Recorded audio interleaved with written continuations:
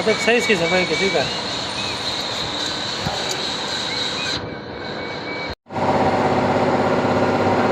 Ruler है हैं?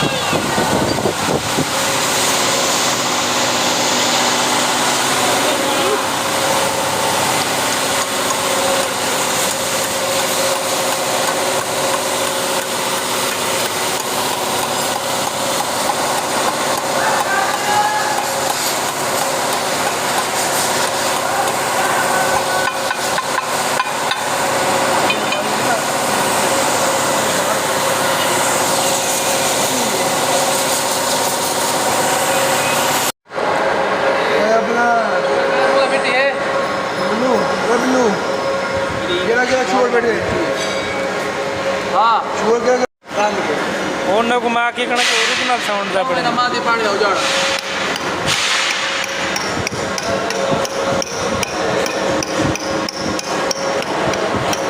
ਹਾਏ ਹਾਏ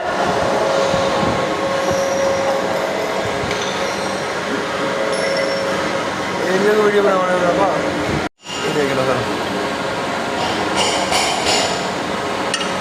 टेम्परेचर 140 तक है जी हाँ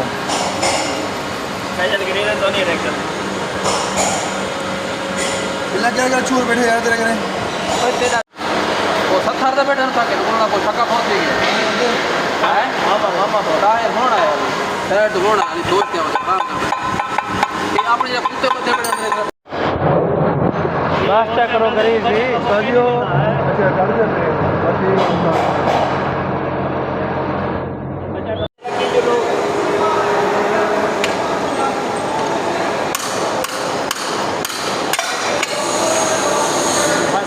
नहीं करते